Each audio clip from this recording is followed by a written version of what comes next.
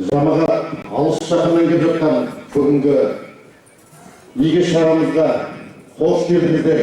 Қасиетті Тарбағатайдың топырағына тиген тамағаныңыз құтты болсын. Қазақстан Жазушылар Одағының мүшесі, қарымды қаламгер, ақын, қаржы саласының ардагері, ұлттық руханиятымыз бен әдебиетіміздің абыз ақсақалы, Тарбағатай ауданының құрметті азаматы, талантты да дарынды төл перзенті, тебіреңіз, іңкәр дүние, туған жерім тұмарым, арманымды аялашы жалғанай, бүгін ғана тұсауы кесіліп тұрған Жәннатым елім атты жыр жинақтарының авторы, Аман Кәретаев ақын атамыздың 80 жасына орай еске алу мерейтойы аясында Тарбағатай ауданымызда өткізіліп жатқан рухани үлкен дүбірлі мәдени шараларымызға қош келдіңіздер, ардақты ағайындар. Тілек дұға қабыл болсын. Ендеше дұғадан артық емеспіз. 33 мың сахаба қолын жайған батаға, атаға еткен қызмет шығарар биік жотаға деп, бүгінгі төр басында төрде болып отырған ағаларымыздан рұқсат сұрап, ардақты ағайындар. Байжігіт баба мешітінің наиб имамы Руслан бауырымызға өз өмірден өткен ата-бабаларымызға арнап, Ақиықта ақын Аман Кәретаев ақын атамыздың аруағына арнап бағыштайтын дұғаға кезек берейік. Сіздерден өтініш, қалталарыңыздағы ұялы телефондарыңызды сөндіріп қойып, дұғаға үйік, ардақты ағайын, дұға тілек қабыл болсын. Рұқсат, Руслан бауырым.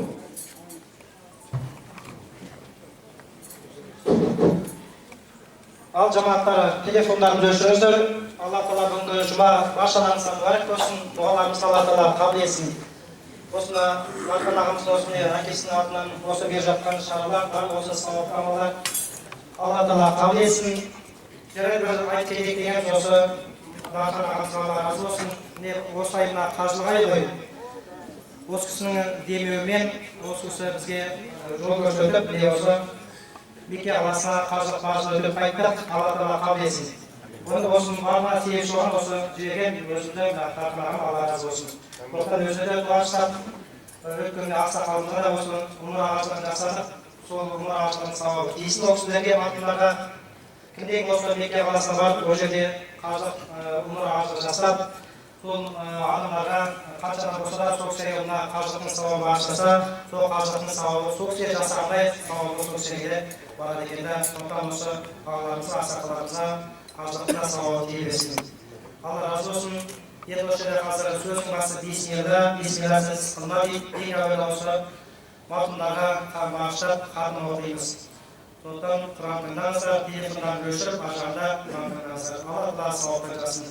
Жұма, бізде мына жұма намазы сағат 12:30-де, қазір мына жерде осы арасында жұмаға барғым дегендер жұмаға барып келеміз. 12:30-де жұма намазы оқылады. Алла білсін, амин. Бисмиллахиррахманиррахим. ربنا تقبل منا انك انت السميع العليم برحمتك يا ارحم الراحمين. الله اكبر. اعوذ بالله من الشيطان الرجيم.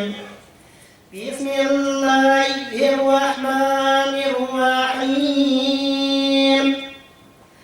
الحمد لله رب العالمين. الرحمن الرحيم. مالك يوم الدين. إياك نعبد وإياك نستعين. اهدنا الصراط المستقيم. صراط الذين أنعمت عليهم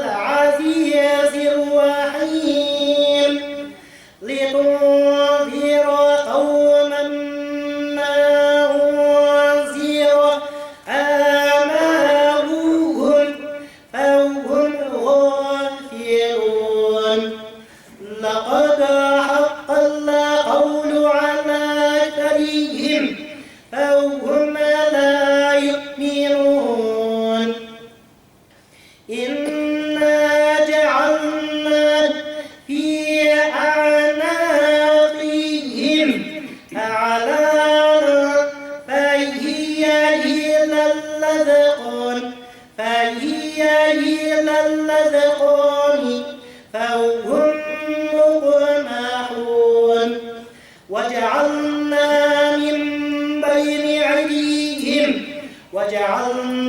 من بين أيديهم صدا ومن خلفهم سدا فأغشيناهم فهم لا يبصرون وسواء عليهم أأنذرتهم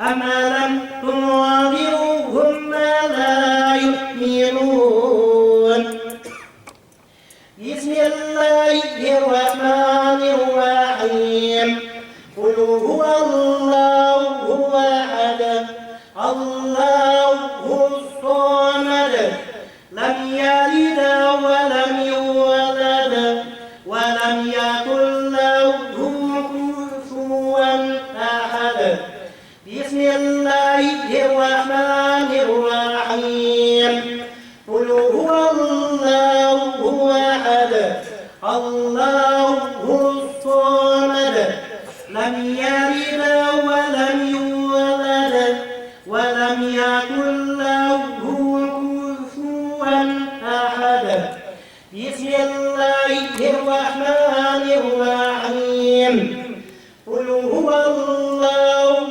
أحد الله الصمد لم يلد ولم يولد ولم يكن له كفوا أحد الله أكبر بسم الله الرحمن الرحيم قل أعوذ برب الفلق من شر ما خلق ومن شر غاسق إذا وقب ومن شر النفاثات في العقد ومن شر حاسد إذا حسد الله أكبر بسم الله الرحمن الرحيم قل أعوذ برب إله الناس من شر الوسواس الخناس الذي يوسوس في صدور الناس من الجنة والناس الله أكبر ولله الحمد اللهم صل على سيدنا حبيبنا محمد مصطفى صلى الله عليه وسلم سبحان الله والحمد لله ولا إله إلا الله والله أكبر ولا حول ولا قوة إلا بالله العلي العظيم سبحان ربك رب العزة عما يصفون رب العالمين آمين الحمد لله رب العالمين والصلاة والسلام على رسولنا محمد وعلى آله وأصحابه أجمعين ربنا تقبل منا إنك أنت السميع العليم وتب علينا يا مولانا إنك أنت التواب الرحيم يا رب الله سبحانه وتعالى қасиетті қажылық айларында я Раббалла Зул-хижжа айында қасиетті Саидул Аййам болған жұмада я Раббалла бүгінгі хатымыз тағырыз салауат ташик такбирлерімізді я Раббалла бір өзің қабыл ете алла ардақты да сүйікті пайғамбарымызға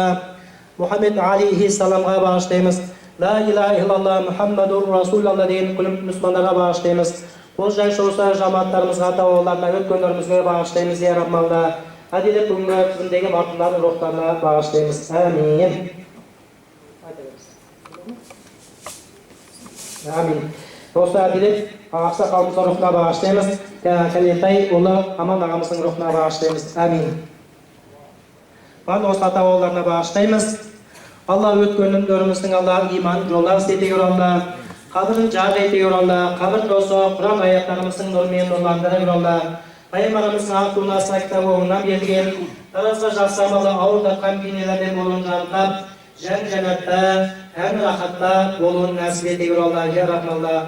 Arzatında olsa umranın savabı diyesin asakalımızın ruhuna. Allah Teala'nın hasiyette, Cuma'nın kıymetin, her milletlerin olan dileklerimiz Allah Teala kabul etsin.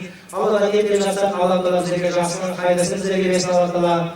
Yerimizge yerimize Allah Teala tınçlık verip Allah Teala. Yerimizge yerimize tınçlık ol, yerimizden zaman ol Allah Teala. Var olsa yerletlerle tınçlık ol yaramallah. Allah Teala bize iyi günün vakti verip Allah Teala. Artan olsa yergen hazır olkan olan. Var olsa savuktan onlardan Allah rıza kabul etsin yaramallah. Aksakalımızın ruhuna bağışlan, doğumuzun sağ ruhuna diyesin yaramallah. Elhamdülillahi Rabbil alemin. Ve salatu ve selamu ala Resulina Muhammedin. Ve ala alihi ve ashabihi ecma'in. Bi rahmetike ya erhamer rahimin. Allah savuktan casın, kabul olsun. Aşağı yerine kabaktan ağız deyip yemiş ortamızlar, o sözün ortamlarına diyemesinler yemiş ortamızlar. Allah Allah kabul etsin.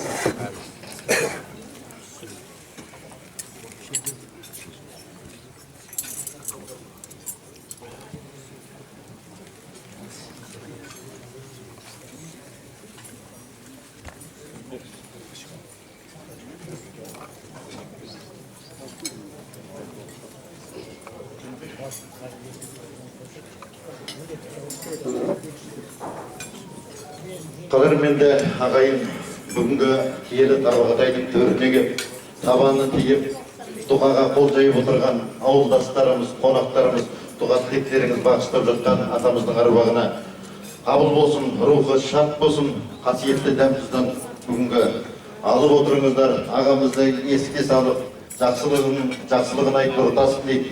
Қазір мына руханиятта, ұлттық руханиятымызды ұлықтап жүрген аға апаларымыз келіп отыр, төр басында түредей болып. Сондықтан ас тартылғаннан кейін таныстырып, жылы лебіздеріңізді арнайы отырсаңыздар, нұр үстінен нұр болар еді. Дәмсізден алып отырыңыздар.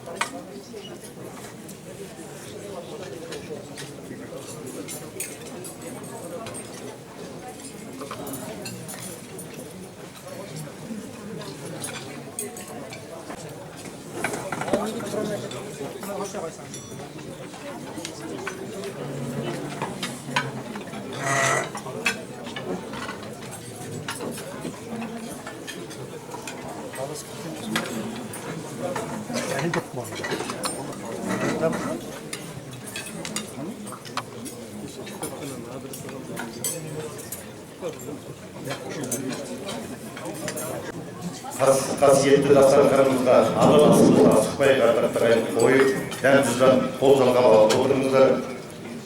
Қазір бастауаққа үлкен ағамыз келіп отыр. Құрметті қазақ елінің белгілі өнер тарланы Досқанаға Ақбатаның бақыты сізге бұйырған екен. Дастарханымызда бәрі тамағымыз қойылған деген илай omин деп Қарабағайдың ел жұрт атынан, осы әулеттің атынан Ақбатаны өзіңізге безгектеген ұйғарым бар. Сондықтан қош келдіңіз. Келген адамдардың сауаптары да сындырғатты қабыл болсын деп, батырлықларымыз, бабас сұлударымыз деп, Досқан ағамыздан илай omин деп Ақбатты соғайын. Bismillahirrahmanirrahim. Elhamdülillahi Rabbil alemin. Errahmanirrahim. Ya Jaratan yanında sakanla bereket. Amin. Başlarımıza amanlık bereket. Amin. Aman ağamızın yatkan yerinde Amin. imanı salamat olmayı. Amin. Kur'an bağın kızıştırığının kurbağına verip, yercengüğünü soğuk kurbağa. Ağamızın yerdeki avroyu nasırıp, Amin. ardında kalan anamızın kumuru uzak olup, Amin. осы Бала-Шағаның ертеңгі көрер жарығының барлығы сол анасының көзінде тал бойында өтсін. Әмин. Бата тілектеріңіз қабыл болсын. Мына жақта Босқан ағамыз енді ырымын жасасын.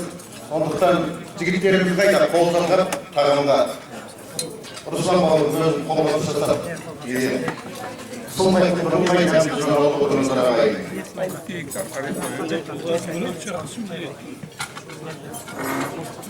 Қадірменді ағайын, бүгінгі ауданымызда өтіп жатқан іс-шараларға Аман Кәрітаев ағамыздың рухына тағзым етіп дұға бағыштау үшін тарбағатайлықтармен бірге еліміздің түкпір-түкпірінен игі жақсыларымыз, ақын жазушыларымыз, зиялы қауым өкілдері келіп отыр. Ендеше қазақта өлі разы болмай, тірінің жаны байыз таппайды деген қанатты да қағидалы сөз бар. Аман ағамыздың жарқын рухына көрсетілген құрмет елдің амандығы мен бірлігінің берекесі, белгісі. Ниеттеріңіз қабыл болып, сапарларыңызды Алла тағала сауаптан жазсын дейміз.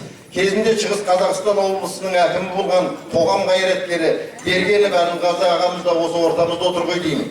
Облысымызда көп жылдар қызмет істеген Татаев Марат Қабдығалиұлы, Абай елінен белгілі қоғам қайраткері Мейрамхат Айнабеков ағамызда, Қазақстанның халық әртісі, белгілі сахна саңлағы, кино режиссер, актер және үлкен ақ батасын беріп жатқан Жолжақсынов Досқан Қалиұлы, Қазақстанның еңбек сіңірген қайраткері әнші Қарагөз Сүлейменов апайларымыз, Қазақстан Жазушылар одағынан ғалым Қалибекұлы, Ұлықбек Оразбайұлы Есдәулет ағаларымыз, және де қаламгер жазушы Нұрдәулет Бабиханұлы Ақыш ағаларымыз, медицина ғылымының докторы профессор Жерлес ағамыз, өнердің, спорттың жанашыры Төлеубай Рақыпбеков ағамыз, белгілі ғалым Қазақ спорт және туризм академиясы президенті Закарьянов Қайрат Қайроллаұлы, Қазақстан Республикасының еңбек сіңірген қайраткері, Қазақстан Жазушылар одағы Шығыс Қазақстан облысы филиалының төрағасы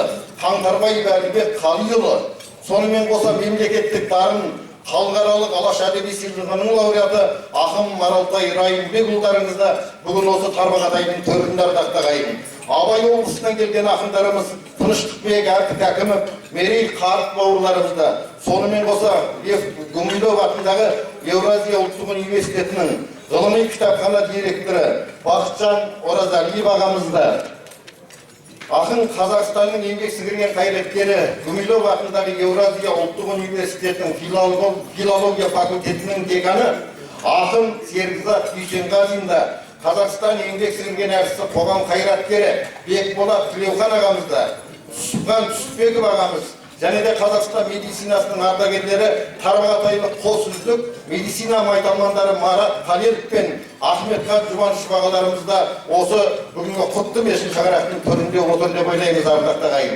Ендеше бүгінгі арбағы аунап түсіп жатқан шығар, Амандай қаламгер ақын ағамыздың әулетінен алғашқы ұлағатты сөздің кезегі Аман ағамыздың бауыры Жұмабай ағамызға беріледі. Жұмабай аға, алғашқы бүгінгі қасиетті дұға тілек бағышталып жатқан аста лебіз тілектің кезегі өзіңізде. Дұға тілек қабыл болсын аға. Рахмет айнала. Құрметті қауым, мынау бүгін бір елімізде, жерімізде, өзіміздің өсіп өнген жерімізде ағамыз енді осы жерде отырған көп азаматтар біледі. Көп азаматтар біледі. Еңбек етті осы жерде, жастайынан еңбек етті. Кеше Дархан айтып өтті ғой, әскерден келгеннен кейін еңбек етті. Біз енді мынау Тарбағатай ауданында Шорға деген ауыл бар, қазір Тәуке деп аталып жүр еліміздің. Сол ауылда дүниеге келген азамат, жанұяда төртеу едік, өмірден үшеуі кетті, мен үйдегі үлкені мен қалдым. Осыларға әулет болды. Аман енді Тарбағатай ауданына жастайынан әскер бітіріп келгеннен кейін осы жерде қызмет атқарды. Сауда саласында үлкен қызметтер атқарды. Осы елім деп, жерім деп еңбек сіңді осы ауданға. Осы жерде Күнапи ағамыз отыр ғой деп, Жайхан Күнапи ағамызбен қатарлас жұмыс істеді. Осы кісінің еңбегін, Аманның еңбегін көрген үлкен азаматтардың бірі. Енді ағамыз сол еңбек етумен бірге елге сүйіспеншілігін білдіріп, өзінің елге деген махаббатын білдіріп, әдебиетпен қоса айланысып жүрді. өзінің мынау әдебиетті оқып жүрген азаматтар бүгінгі осы өнерін бағалап айтып жатыр. Енді осы шараны ұйымдастырарда ас берсек қайтеді деп бәріміз жиналып шешіп едік. Отырып енді ағамызды еске алып, мынау шығармашылығын еске алайық. Ауданның көлемінде өткізейік деп ауданның басшылығымен келісіп, осындай шара өткізіп жатқан жайымыз бар ағайын. Енді бүгінгі тілек қабыл болсын. Жан-жақтан келіп жатқан ағайынға көп рахмет. Енді ол рахметті дархан артынан айтып жатар. Бірақ енді осы жерде өзіміздің елдің азаматтары отырып, мынау Қазақстан мемлекетінің екілес мемлекеттік сыйлығын алған Досқан ағамыз отыр. Мынау жастарға өнеге болатындай. Ағамыз енді сол осы шараны ұйымдастырарда да ойладық. Біліп жүрсін, Төлетаевтың өлең жазғанын, жерге деген сүйіспеншілігін, махаббатын білсін. Мына халыққа, келешек ұрпаққа, осы жерде тұрып жатқан жастарға өнеге болсын деген ниетпен осы шараны өткізіп жатырмыз ағайын. Қатысқандарыңыз қатысып, бүгін келіп жатқандарыңызға көп рахмет. Жаңа айттым енді, дархан артынан айтып жатар рахметін, көп рахмет. Бүгін атсалысып, мынау асқа кеп, бүгінгі тілектің бәрі қабыл болсын. Артында қалған мынау ұрпақтар аман болсын. Жеңгеміз отыр осы жерде. Енді көрмеген жақсылығын ағамыздың жеңгеміз көрсін. Бәрі келгендеріңізге бәріне рахмет. Бүгінгі мынау оқылған Құран, хатым бәрі тілектердің бәрі қабыл болсын. Көп рахмет. Келесі ұлағатты сөздің кезегін ардақты ағайындар. Шығыс Қазақстан облысы әкімінің орынбасары Нұрғали Ербол Жолдасбекұлына беріледі. Аға ортаға келсеңіз болады, жақсыны көрмекке дейік. Халықтан үлкен емеспіз, тұғырлы тарбағатайдың төріне қош келдіңіз. Ортаға келеді. Алып ішіп отырыңыздар ардақты ағайын. Келіңіз аға ортаға.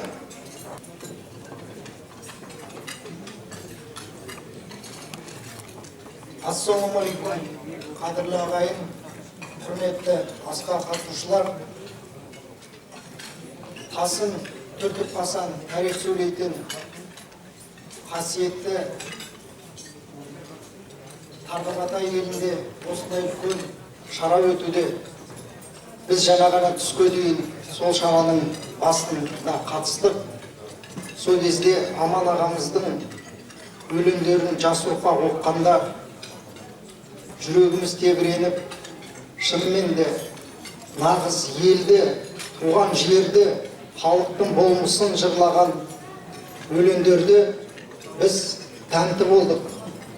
Мына Аман ағамыздың мұрасы қазақ әдебиетінің алтын қор мұрасына кіріп, оқырманның жүрегіне жол тауып, керемет бір тамаша өлеңдерді біз өзімізде байқап қалдық.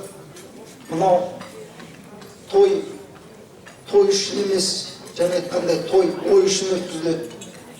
Осы барлық шаралар мына жас буынды тәрбиелеу үшін өткізіледі.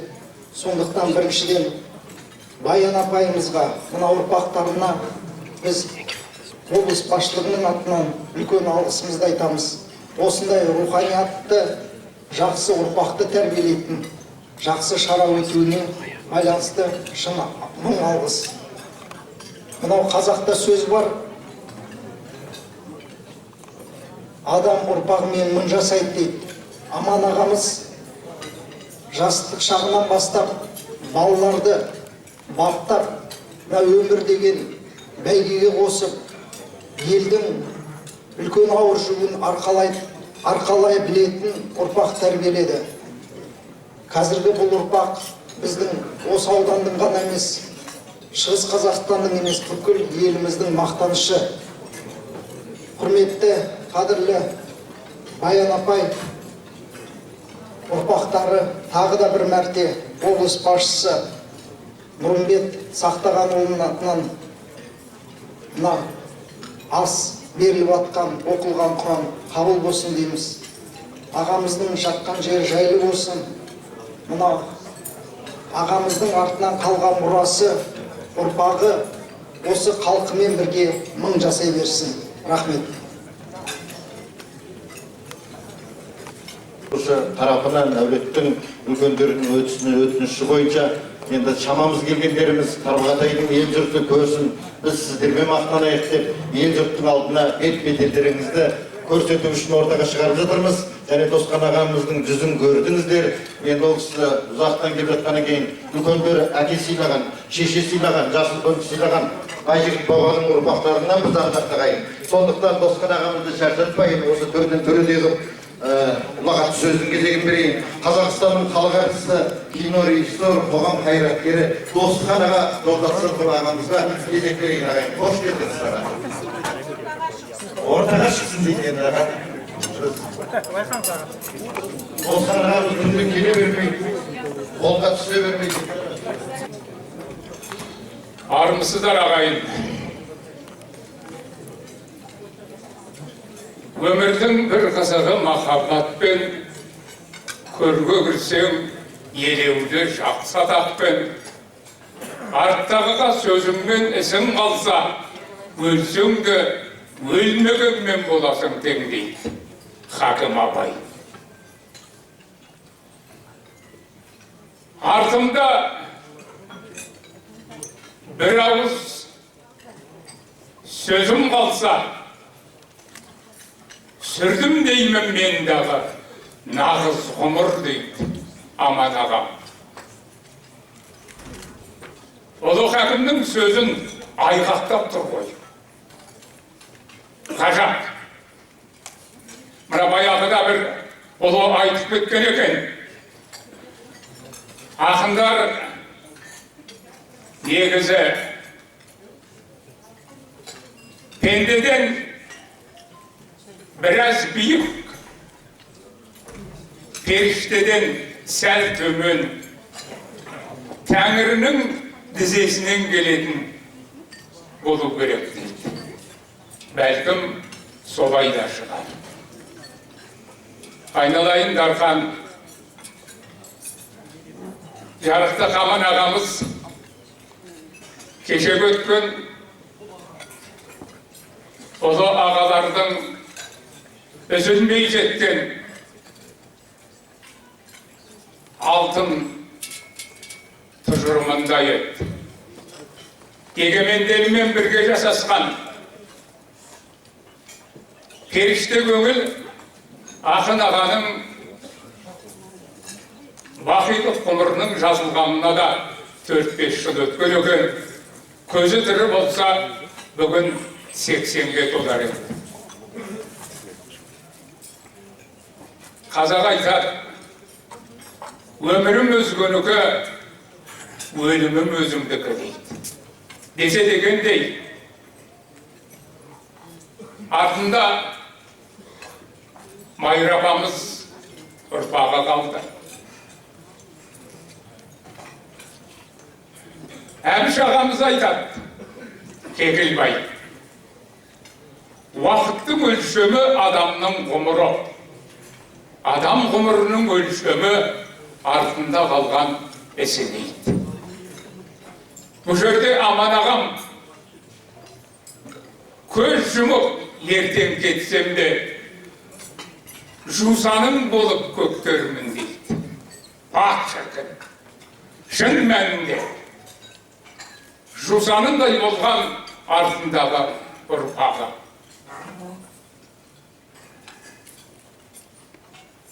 Айналайын Дархан, осы әулеттің темір қазығы өзіңсің.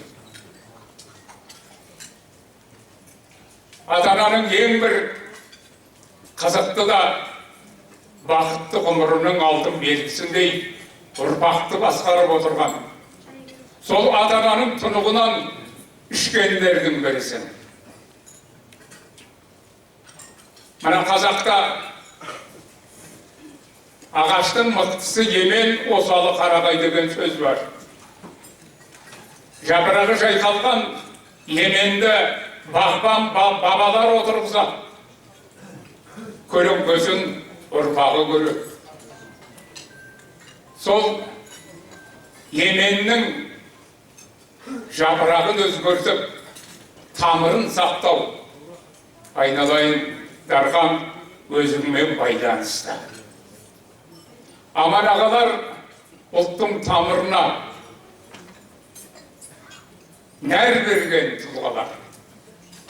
Өкініштісі, бүгін сол ақылшы болар қарияларымыздың ортасының сиреп бара жатқаны. Бақытты өмір сүруге болады. Бірақ абыройлы өмір сүру бұл ұлы мұрат. Оның жауапкершілігі үлкен.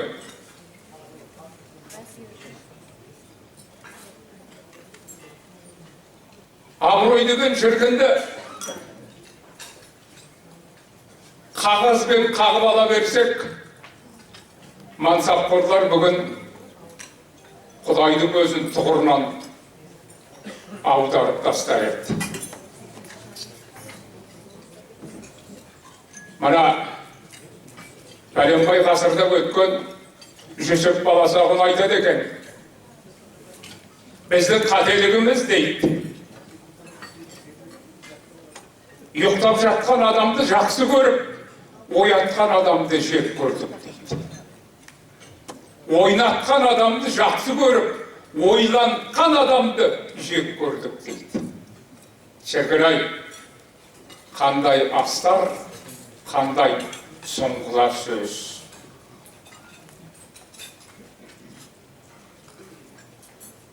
Арбағынан айналайын, аман аға. Мынау егеменді елінің көк туы желбірегенде, бұған ұрпағының да үлесінің бар екеніне марқайып, батасында берген болар. Жарықтықтың жатқан жері жарық болғай, иманы саламат болғай. Айналайын дархан, мәртебеңді мәрттігін биік қылған азаматтың бірісің. Атыңды да дәл қойған, көңілің де дархан, мінезің де дархан, жомарт азаматсың. Қадірлі ағайын, Майра апа, мынау Баян апай, баян. Баян апа, бүгінгі күн сіз кимешегіңіз кірдек көрмеген кейуаналардың бірісіз. Бақыттысыз.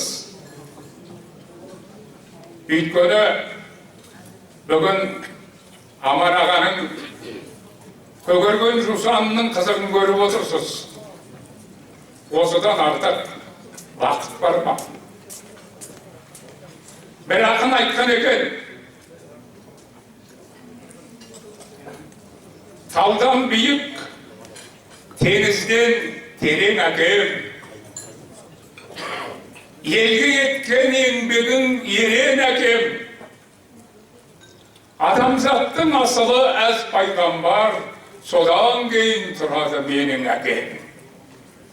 Судан таза, қардан да әппақ арың, ешкімнің алажыбын аттамадың. Менің әкем 1000 жылда бір туатын ұлы адам деп ұлыма мақтанамын. Кешегі мен әкемнің бүгінімін, кекілін жел тараған құлынымын. Нағыз алтын мен емес, менің әкем, мен жай ғана алтынның сынығымын. Ас қабыл болсын, рахмет. Көптен көп рахмет. Мың жасаңыз Досқанаға.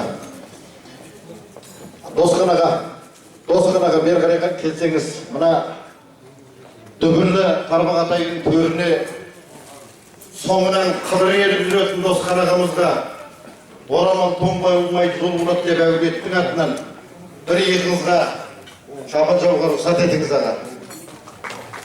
Аман болыңыз. Мыңға бір рахмет, осындай бағатты сөзіңіз жастарға тәрбие беретін. Аман болыңыз. Аман болыңыздар. Ендеше ардақты ағайындар, қағидалы бір сөз бар ғой. Әкең өлсе өлсін, әкеңнің көзін көрген жандар өлмесін деп. Аман ағамыздың көзін көрген өмірдегі үзеңгілес досы десек те болады, сырласы десек болады. Захарияның Қайрат Қайроллаұлына ұлағат сөздің кезегін берейік ардақты ағайын.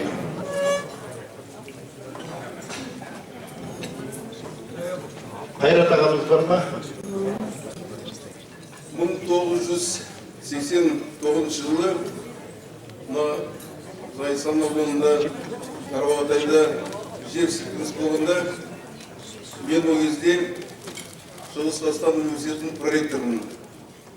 Сонда біз бірнеше студенческий строительный отряд деп айтамыз, осы аудандарға студенттерді жібердік, көмек берсін деп, құлаған үйлерін салсын деп. Сонда Аман ағамызбен танысқанбыз бір кеште. Содан кейін Дархан баласы біздің университетке түсіп, тарих факультетін бітіріп, жақсы маман болып шықты. Жаңада айтып кеттік. Талай белгілі жұмыстарда болды. Бүгінде мынау Тарбағатай ауданында үлкен ас беріп отыр. Қабыл болсын астарымыз. Мен жаңа библиотекада кездесу болғанда айттым, бірнеше 25 жылдан аса қазақ тарихын зерттеп жүрмін деп. Осы ең бірінші дүние жүзінде болған цивилизация ол Европада құрылған жоқ, ол біздің қазақ жерінде, қазақ елінде құрылған. Ұлы бабамыз Шыңғысхан, Конфуций, Александр Македонский да осы жерді мекенген. Сол жөнінде үлкен жұмысты істеп жатырмыз. Дархан бауырымыз администрацияда болғанда осы жұмысты қолдаған. Тарбағатай ауданынан талай белгілі батырлар шыққан. Қабанбай батырымыздан бастап талай батырлар шыққан. Бүгінде көп әлем чемпиондары, олимпиада жүлдегерлері осы ауданның түлектері. Сондықтан Қазақтың спорт және туризм академиясы өз шешімімен Аман Калетаев атындағы бір грант ұсынды. Сертификат бойынша мен оқып берейін. Настоящий сертификат удостоверяет право его обладателя на обучение в бакалавриате Казахской академии спорта и туризма по образовательной программе «Спорт» в рамках академического гранта имени известного государственного и общественного деятеля, поэта Амана Калетаева. Вот этот грант, вот уже с этого года начиная, я Акиму это вручу, самому талантливому спортсмену, выпускника школ Тарбағатайского района будет вручаться. Он будет учиться бесплатно в стенах Казахской академии спорта и туризма и тренироваться во всех спортивных площадках нашей академии. В этом году, вот я Акиму этот грант вручу, в этом году грант имени Амана Калетаева будет вручен самому талантливому спортсмену Тарбағатайского района. Мыңда бір рахмет, Қайрат. Аман жері жайлы болсын, топырағы торқа болсын, ана дүниеден ұрпақтарын қолдап жатсын. Рахмет. Қайрат аға, сізге жәнегі Досқан ағамызға жапқандай бір шалғанды жабайық деп тұрмыз иығымызға. Бір қошемет көрістейік ағамызға. Аман болыңыз, Қайрат аға. Міне, Қайрат аға. Ардақты ағайын, баяғыда жаугершілік заманда бір тұлпардың соңына ұлымен кестіріп, бел асып, қыр асып жаудан қашқан, аман есен құтылған бір батыр әкесі артындағы аттың соңына мініп тұрған ұлын айтты. Ұлым, мен болмағанда сен қайтер едің десе, ұлы болайын деп тұрған бала екен дейді. әкесіз болмағанда мен ерге отырар едім деп тағайындар. Ендеше ел тізгінін ұстап жүрген осы дархандай ұлдарыңыздың бүгін әкесінің асқартау аруағы бір аунап түсіп жатқан шығар. Аман атам Алтынаштың арманы, аман атам қара сөздің қабыланы, есіне бір түсіп тірілердің аунап бір жатқан шығар. Аруағы деген бір өлеңдерімізді айта тұрайық. Келесі ұлықтау сөз Қазақстанның еңбек сіңірген қайраткері, мемлекеттік сыйлықтың иегері ақын Ұлықбек Оразбайұлы Есдәулетов ағамызға беріледі. Қош келдіңіз, келіңіз аға. Әмір ағаларымыз айтты, құрбы достарды бірақ шығармаймын ортаға деген сияқты. Сондықтан ауыл өзіміздікі, төр өзіміздікі. Сіздер енді ылғи батаны бергізіп жүрміз, тілекті бергізіп жүрміз әмір аға. Сондықтан алыстан келген ағайындарды сыйлап құрметтейік. Дұрыс көзқараспен қараңыздар. Қазір сағат 2-де үлкен ақындардың мүшәйрасы фестивалі бар. Ардақты ағайын, қазақта тағы бір сөз бар ғой, асылдың азығы жақсы дейді. Сондықтан сөзімізді тұжырымдап, нақтылап айтсақ. Рұқсат, Ұлықбек аға.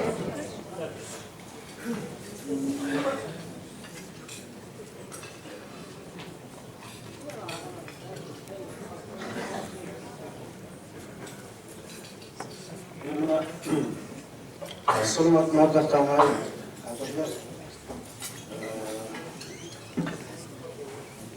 Қазақтың қаңғыған қаламгері болған ақын ағамыз Аман Кәрібаевтың 80 жылдық мерейтойда бүлдірген туған асына жиналған қауым.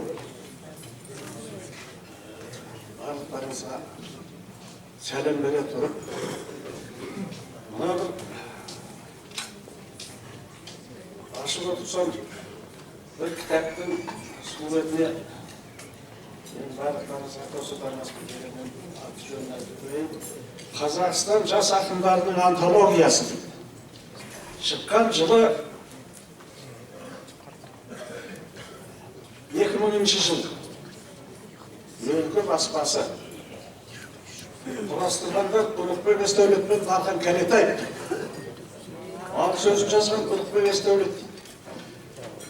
Осы кітапта біздің қазақтың осы аузымен құс түстеген, аузынан алысқан арғымақ жас ақындар жарияланған шыққан. Осыны шығарайықшы деген біздің Дархан болады. Дархан ол бізде мәдениет, ақпарат және қоғамдық келісім министрлігінің жастар басқармасының бастығы. Содан ол заманда кітап шығару деген қияметтің қиыны. Үлкен қаржы керек. Мынау қазіргі бір үлкен баспалар бар, кітабыңызды шығарып берейін деп жүреді.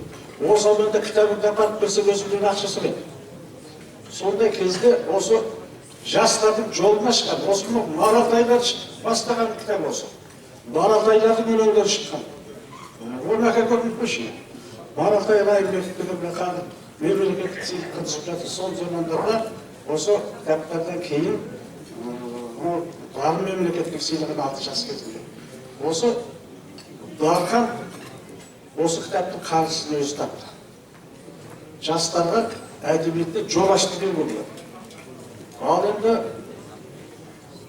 жазушылар одағында ол кезде Нұрлан Оразалин ағамыздың тұсында жазушылар одағын басқарып тұрған Алтын қалам дейтін кітаптар серия шықты. Алтын қаламға кімдер кірді?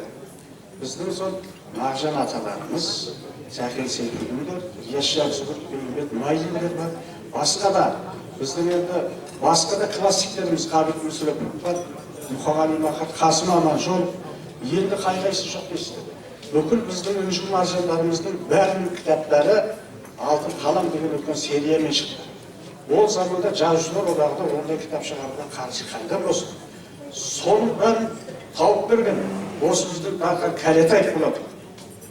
Қазір бір сөрені алып тұр, барлығымыздың үйіміздің төрінде тұр. Сол кітаптар Алтын қалам деп аталатын серия. Шын айтқанда ол қайта-қайта шығарып берген кітап емес. Серия емес, ол бір адамның кітап емес. Қазақтың әдебиетінің мықтылары.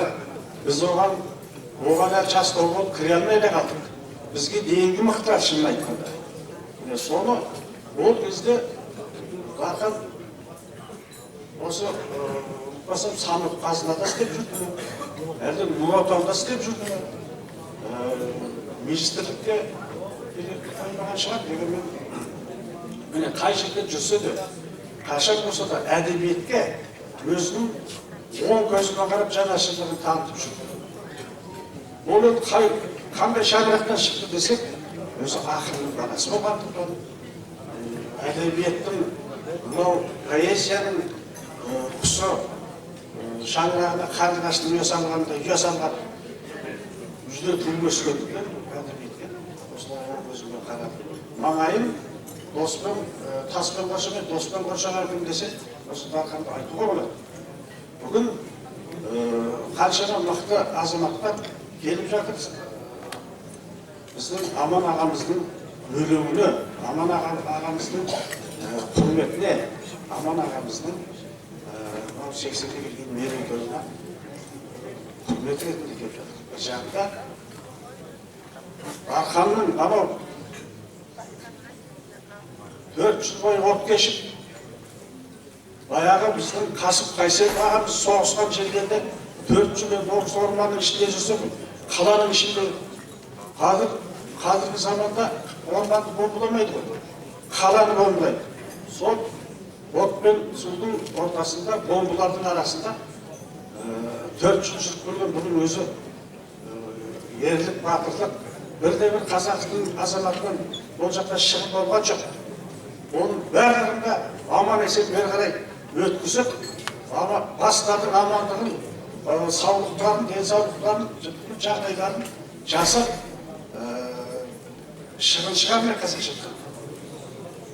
Бас көз болған.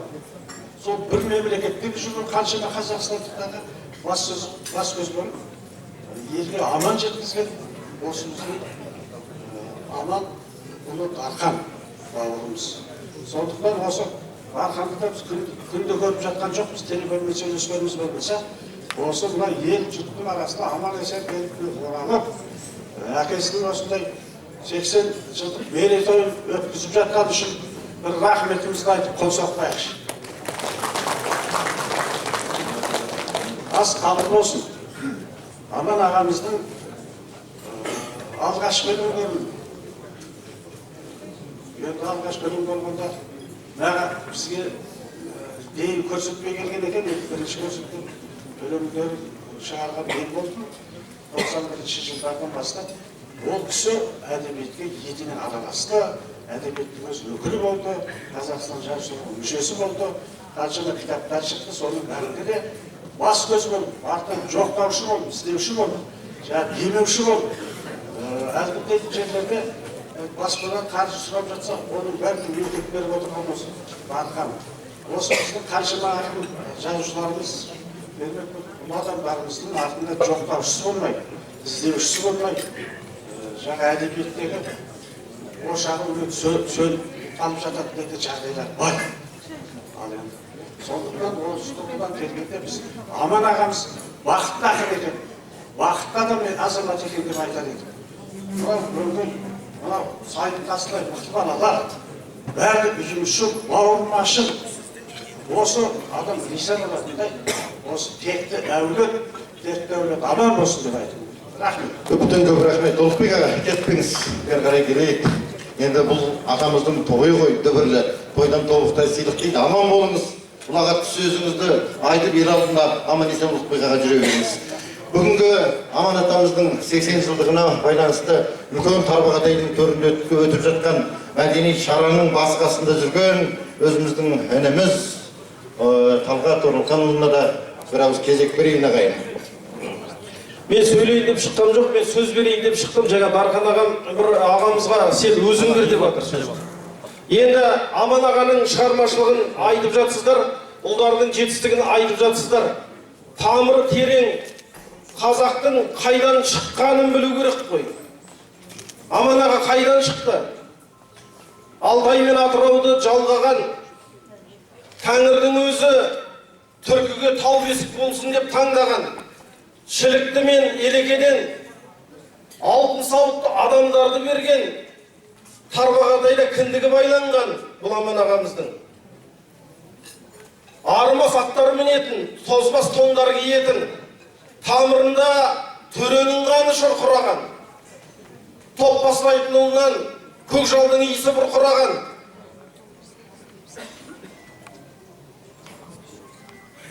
Қаратастыға ақжарған қарағайдай қылып, қазаққа Қабанбайды сый қылған, орта жүзге арқыратып, алмас кездіктей жарқыратып, ұлтарақ пен Шаянбайды сый қылған, Найманның ішіндегі бай жігіт деген елдеміз. Құдалы құланнан озған, қыз баласы дүниеге келсе, дүниеге періште келді деп ырымдаған, ұл келсе абадан келді деп тұлымдаған, кетіссе бұрылмаған, Кәуке деген еліміз біз. Сол Кәуке мен Байжігіттен шыққан, анау Тарбағатай мен Маңырақтың Шорға-мен Зайсанның ортасындағы ұшқан құспен, шапқанаттың тұяғынан әуен мен әуезді тыңдай білген Аман ағамыздың ақын болмасқа амалы жоқ еді. Сол ақын ағамыздың жүрек құлын тыңдай білген менің ортамда үлкен ағам отыр. Ол кім дейсіздер ғой? 2005 жылдары Аман ағамыздың өлеңі шыққан. Өйткені Дархан ағам билікке ерте келді ғой. Мақтанба балам, мастанба. Шықтым деп биік асқарға. Кемедей жаным толқиды, қасыңда дос пен қас барда дейді. Сөйтіп, әкесінің крик душиын тыңдай білген менің Бекболат ағам отыр төрде. Ендеше ортамызға мемлекеттік сыйлықтың иегері, ата дәстүр мен бала дәстүрге жалғау болған Бекболат Тілеухан ағамызды ортаға шақырайық. Аман ағамыздың осындай крик душиын тыңдап, ән шығарған Бекболат аға, қош келдіңіз. Алатау сенен кейін қалай сөйлеймін енді. Сөздің бәрін тауысын ғой, әдемі сөзден тұққа тұрған. Өлген адам болады, көзден таса, өлдішті ескімен еске алмаса, дейді шәкәрім айтады. Мінекей өмірден өткен адамды еске алып, дұға қылып, туған туыстың басын сылауратып жинап, туысты қарым-қатынасты бекіте түсіп, бүкіл ел жинап жатқан Аман ағаның балаларына, Баян апайыма, Дархан, Жанболат, Қайрат бәріңізге Алла сауаптан жассын, ел аман болсын, жұрт тыныш болсын. Бұл енді бір тарихи жер ғой, негізі Тарбағатай. Қазақ даласының шеті шығыс. Елдің шеті жаудың отында отырған елге батыры болмасқа шара жоқ. Егер бұл ел батыры болмаса, мұншама ұлан қайырдылар қазақтың баласына бұйырмас еді. Нағыз жоңғардың жаудың отында отырған елдің, батыр елдің ұрпақсыздар ағайын, ақын елдің ұрпақсыздар. Ақын рух берген, батыр найзасын білегіне ілген, сондай елдің ұрпақтарысыздар. Мінекей Алла тағала мына беріп атқан құдай астарыңызды сауаппен жазсын. Аман ағамды Талғатжан жақсылап айтып өтті. Аман ағаммен енді туыстай болып барласқан адамдарымыз, Дархан менің бауырым, туған бауырым сияқты досым, әріптесім, жаңа Ұлықбек ағам керемет айтып өтті. Жалпы тәуелсіздіктің қалыптасуында бірнеше адамдардың себебі болатын болса, солардың бірі сіздердің араларыңыздан шыққан Дархан ұлдарыңыз ішкі саясатта сондай маңызды нәрселермен айналысты. Қарап отырсақ, бүгінгі мәселеде идеология ғай. Бұл да бір ішкі саясаттың мәселесі. Ел ішінде іске, қоғамдық іске араласа жүріп, поэзияға бір ат қойып кетті бүгін Тыныштықбек ақын. Көңілстан, обалстан деп, адамның жан дүниесін айғайы болған поэзияға өзінің қадамын ұрған. Жаңа Нұрдәулет Ақышев ағамыздың бір айтқан сөзі бар, жаңа библиотекада кітапханада тұрғанда. Ұйқастырғаның бәрі ақын емес, домбыра ұстағаның бәрі күйші емес деген сияқты шын жан дүниесімен ақын болған. Осы туған елін, жерін сүйіп өткен және сол махаббатын балаларының бойына сіңірген Аман ағамыздың құрметінде жайылып атқан дастархан қабыл болсын, еліміз аман болсын, жұртымыз тыныш болсын. Дулат айтпақшы, тегімді менің сұрасаң, қалың найманудан, жырымды менің сұрасаң, тұманың тұнық суынан, сырымды менің сұрасаң, саф алтынның буынан, кеудеме қайғы толған соң, тұнық жүрмен жуынан, дейді Дулат айтады. сол тұнық жүрмей жуынуды нәсіп еткен екен Аман ағамызға. Өзі ғана жуынбай елді шомылдырды, соны балаларына сіңірді. Ал сөздің қадіріне түсініп өскен бала еліне жақсылап қызмет қыла алды. Қызмет қылған соң Тарбағатайдан шыққан сенаторыңда Дархан жаңағы Төлебай ағам айтпақшы, полномочный посолыңызда Дархан болды, министр де болды, басқа да болды, анау да болды, ау да болды. Елге шапағат тыйды, жақсы достар тапты, елге қызмет қылды. Осының бәрінің түп негізінде атаның күші, ананың үстімен келген Баян апайымның тәрбиесімен, Аман ағамның тәрбиесімен келген осы тамаша бір үрдіс жалғаса берсін, ұрпақтан жалғасын тапсын. Айналайын Тарбағатай, құтыңыз үзілмесін. Дархандай балаларыңыз көп болсын, Амандай ағаларыңыз көп болсын, ақсақалды үзілмесін, еліміз аман болсын, жұртымыз тыныш болсын. Көп сөйлейінші. Бекболат аға, анау сұңқарға аға болған қыран бақытты, тұлпарға әні болған құнан бақытты ғой. Біз мұна Дархан ағаның енді туысы әнелері болғаннан кейін уайымдаймыз. Достары кім екен? Сіз жаңа айттыңыз ғой, досым деп. Сондықтан әлгі дос табуды өзі, дос пайғамбарға ұқсатып үлкен бақыт қой. Мен ағаның жанында осындай достар жүргенде біз ел болып, інілері болып қуанып жүреміз. Әлгі бармағын бүкпейтін, жауыңды бүктейтін, арқаңды алдырмайтын, аяғын шалдырмайтын, арқаңа қадалған жебені тісімен жұлатын, өлгенде тәніңді жеркенбей жуатын дос болған керемет қой. Сондықтан досыңыздың әулеттің атынан қасқыр жағалы шыққан. Көп рахмет. Ендеше бүгінгі қасиетті Құран хатымның дастарханында ұлағат сөздің кезегі Абай елінен келіп отырған белгілі қоғам қайраткері Мейрамхан Айнабек ағамызды ортаға шақырсақ. Келіңіз аға. Қош келдіңіз. Келіңіз.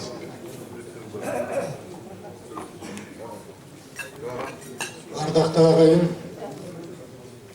күні кеше болғанда еді, осыдан 70 жасқа толғанда ағамыз Астана төрінде Қазақстан жазушылар одағы бас болып, үлкен шара өткізіп, сол тойды қатысуға бізге мүмкіндік болып еді.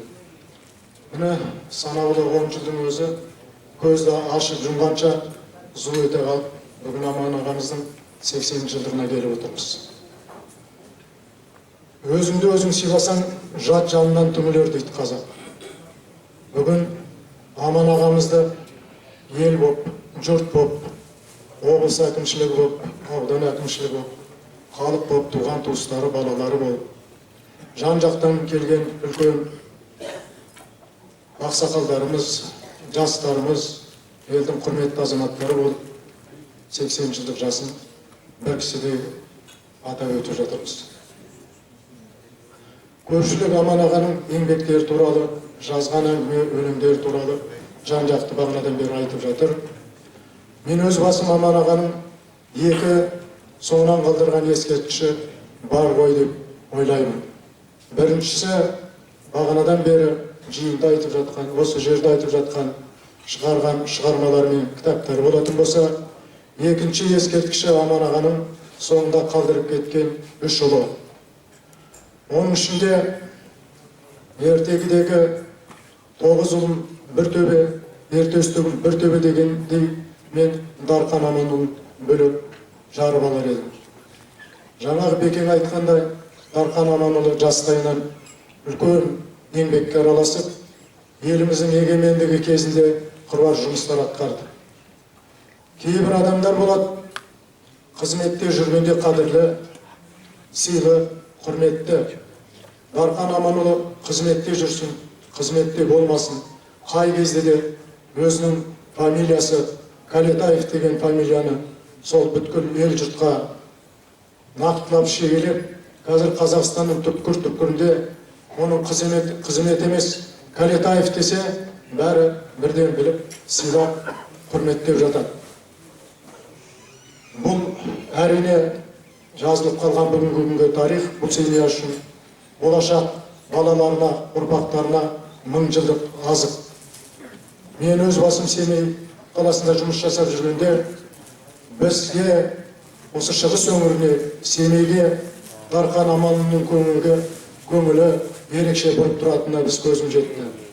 Қай кезде де болса біз ақылдасып олысымен бір-бірімізді тумасақ та туғандай сыйлап, бір өңірдің азаматы ретінде бағалап жүрдік.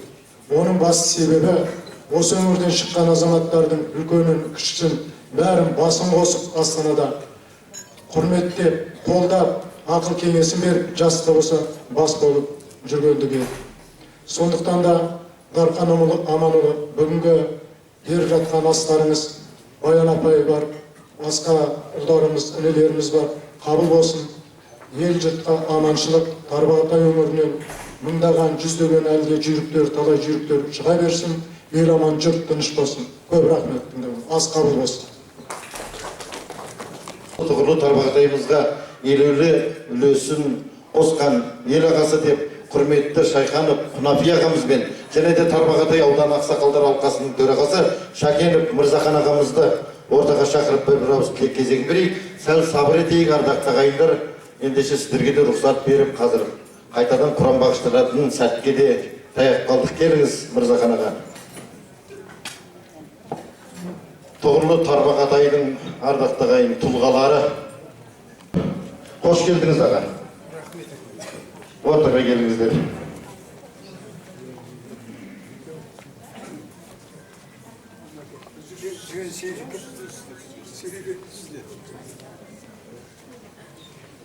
Құрметті ағайындар, туыстар, інілерім, алыстан келген Дарханның жолдастары, бүгін кешегі бірге істеген, бірге ойнап күлген жолдасымыз, бір жағынымыз Аманның 80 жасқа келген тойына қатым түсіріп келіп отырсыздар.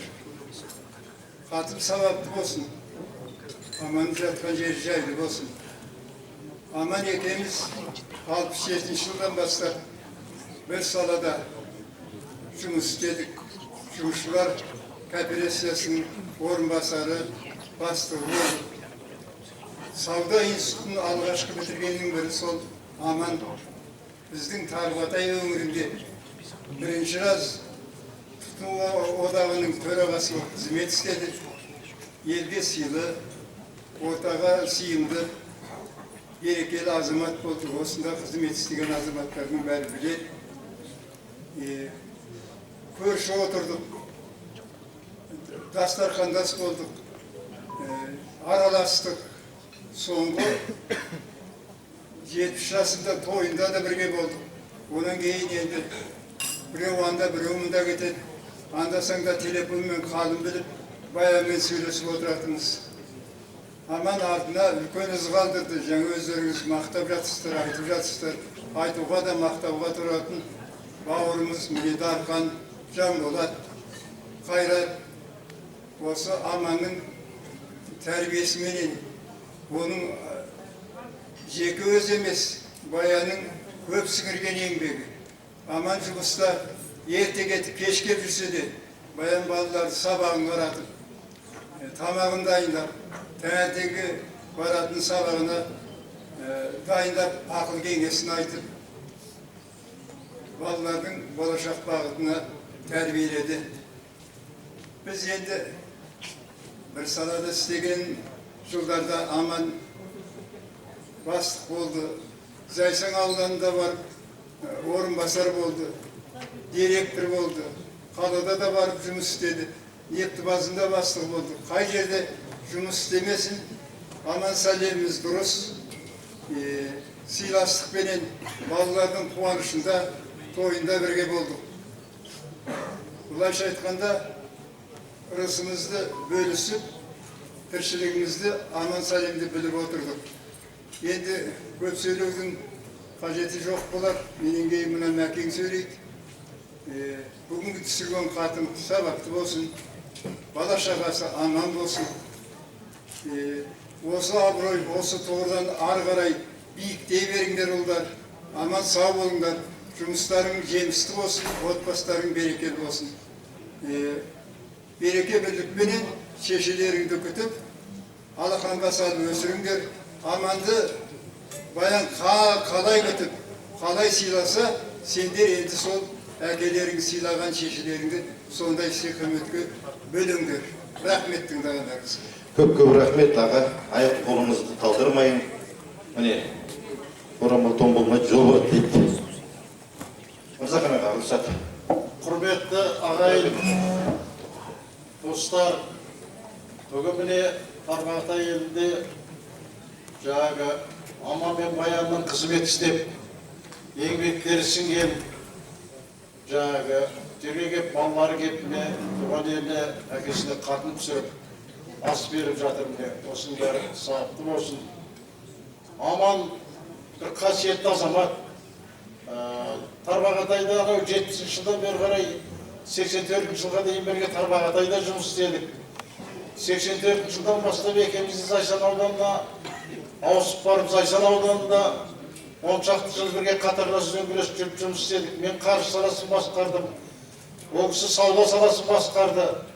Сыйласып жүрген азаматтар еді. Сол кезде міне осы балалар бір класста оқып, бәрі бірге өсіп, бірге қатарлас бірге жүрген балалар. Бүгін міне Аман мен Баян бақытты адамдар үлкен із қалды. Ұлдары міне үлкен қызмет жасады, елге қызмет сіңір, еңбек сіңді. Енді мына еліне кеп міне жаңағы қатын түсіріп, кейінгі ұрпаққа үлгі көрсетіп жатыр. Осының бәрі үлкен іс, үлкен шара, сауапты болсын.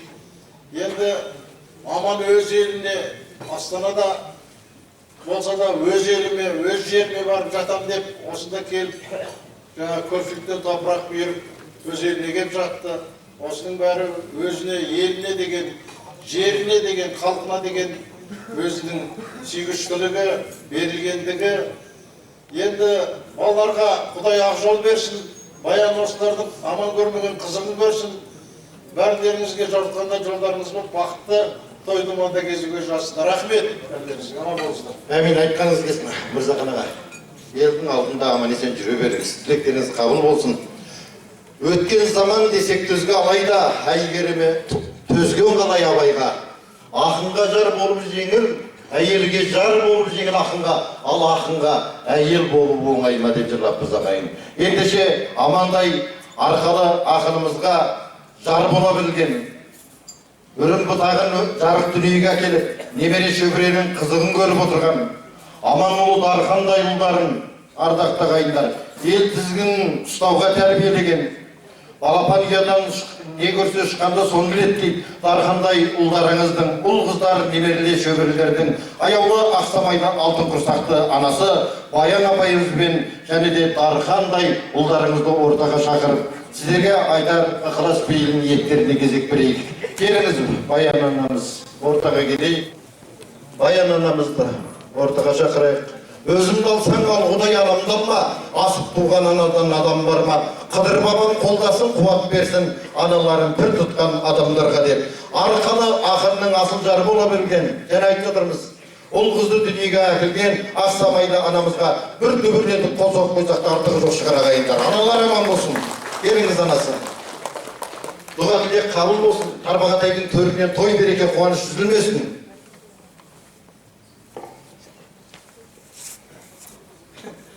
Құрметті ағайын, құрметті жерлестерім, көз көргендерім, балаларымның кішкентай күнінен өздеріңіздің алдарыңызда жүгіріп жүріп, енді мен жеткенде, өскенде көріп тұрғандарыңызға өте қуаныштымын. Аманның ұрпағы бар екен деген ойларыңызға бар. Өте қуаныштымын сыйлап жатқандарыңызға.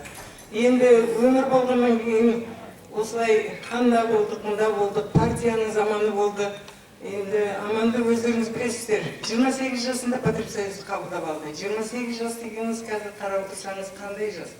Мен сондайдан кішкене орыстың тәрбиесінде болған, өздеріңіз білесіздер, балалар айтады ғой, бұл презердің қызы, презердің бандиттар деп.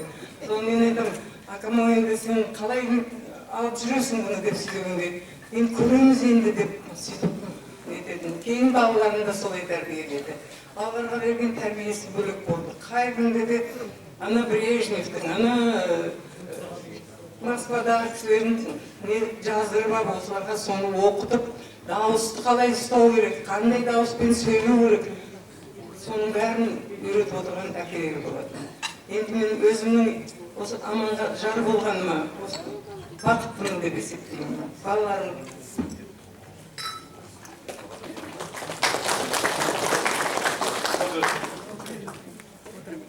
Аса құрметті туған туыстар, ағайындар, тарбағатайлықтар, біріншіден мына келген қонақтарға кешірім сұраймын, бірақ мен бірінші еліме өзім алғысымды айтқым келеді.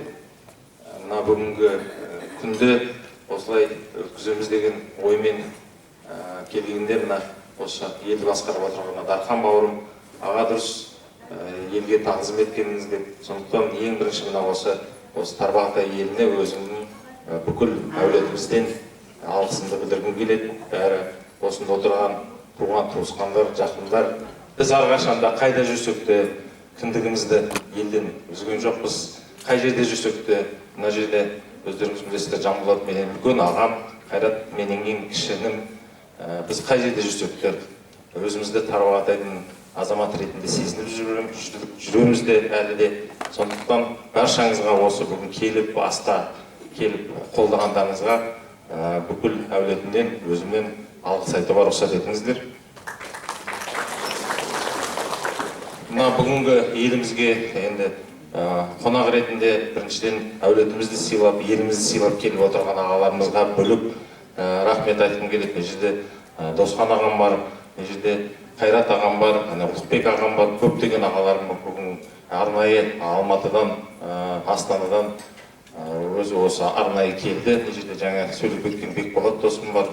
Арнайы мен енді Төлебай ағам өзім ғой, сондықтан Төлебай ағамды бөліп құрметтеп бүгін өздерім осы елдің ағасы ретінде төрімізде отыр, сол Төлебай ағамды бөліп құрметтеп қояйық ағайын.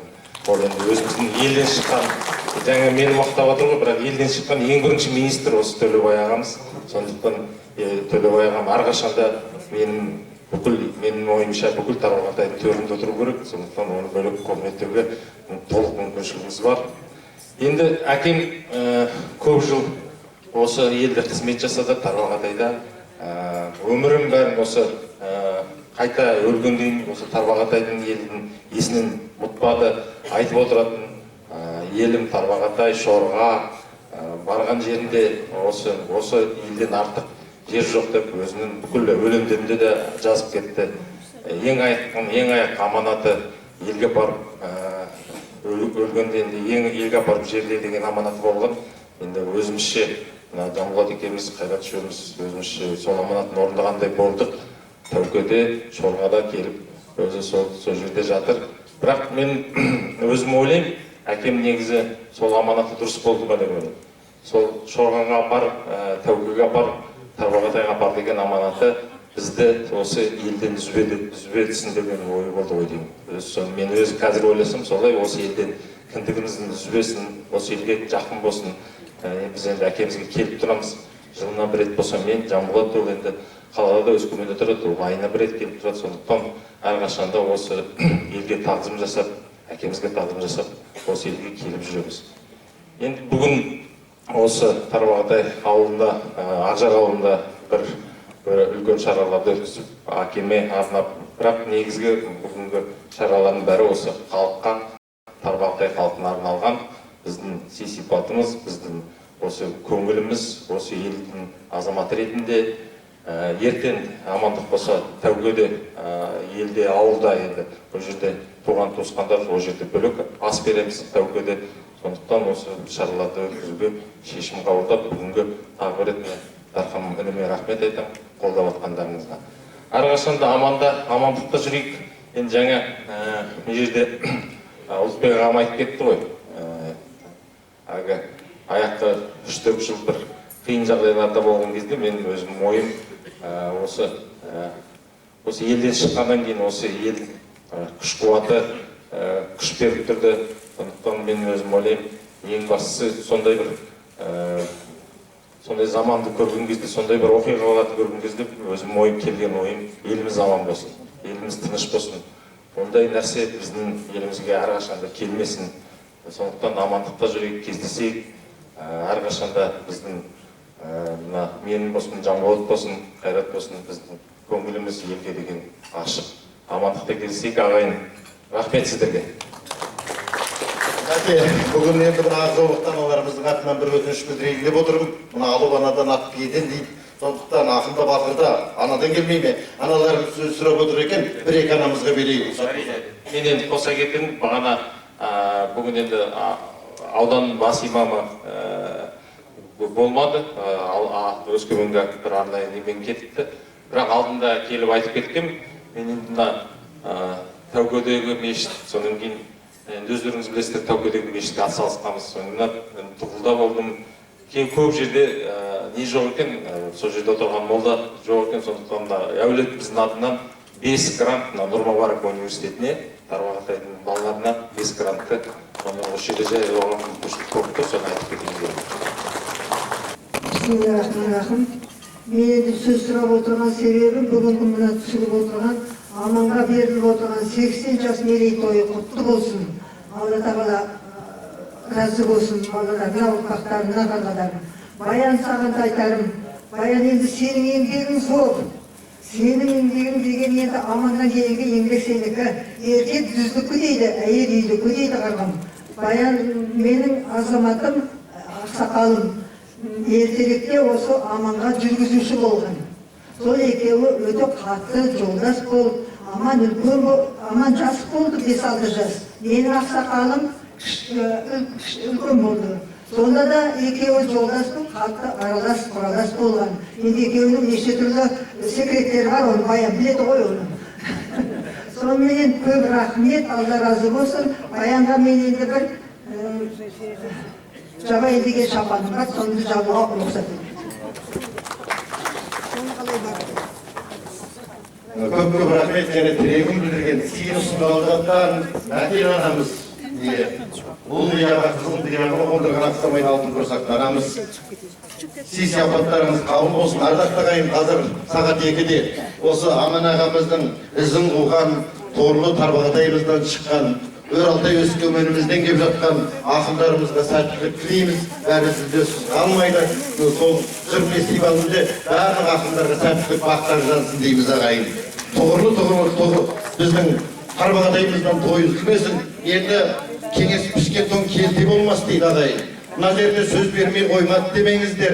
Осы Өр-Алтайлық ақындарды бастап әкеп тұрған Қадырбай Әлібек ағамызға бір қошемет көрсетейік. Аға сөз бермейді демеңіз, үлкен сахналарды береміз қазір. Бәрекелді, түсіністікпен қарағандарыңызда ықылас жасап, Осылан бауырымыздан бір ауыз алдымен ықылас жасап, бастап ықылас жасайық, жай олмен деп. Allah sakat, bata veririz. Bismillahirrahmanirrahim. Ey Allah, elin nasımız kabul olsun. Amin. Arkamın yatkan yeri ayrı toprağın korku olsun. Bunu ömrümüzde korunmaya gittiğimizde bana çakın yemedi şöhresini versin. Sonra o alışak biletinin ağayın yolda sonra usta amelisi edileceğisin. Elimiz zaman yurtumuzun düşmesin.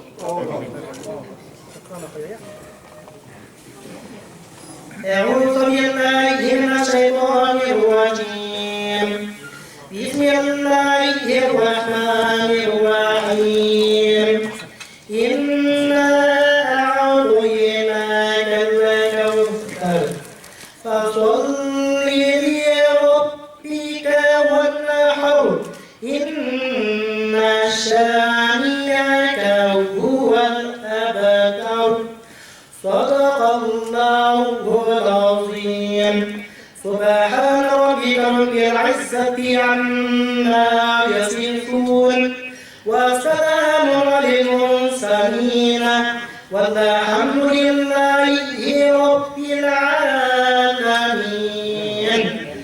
آمين اللهم صل على محمد وعلى آل محمد Ya Rabballah, Seyyidul Eyyem olan Cuma'da, bunda Kur'anlarımızda Allah özünü kabul edir Allah.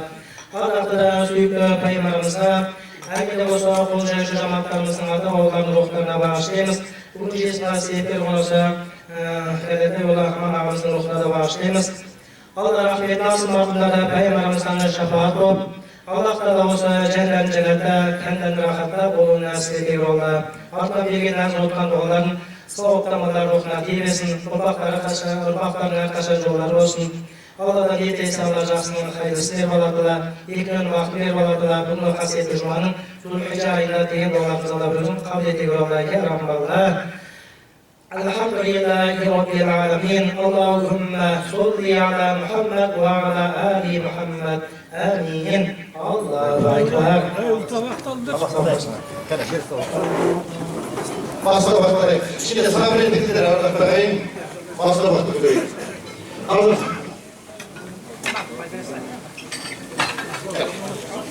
Düşmanı teşvik edeyim.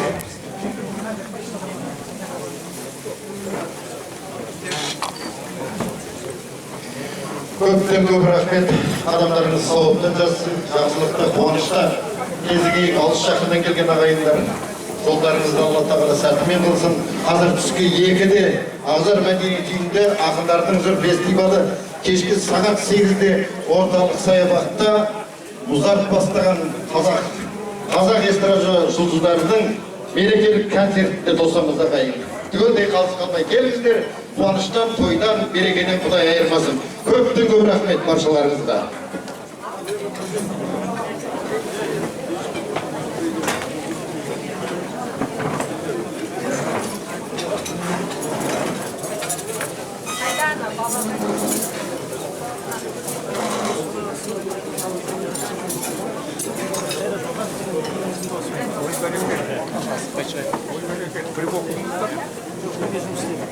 Onda yer bir de bilirsin, kurmenin önünde.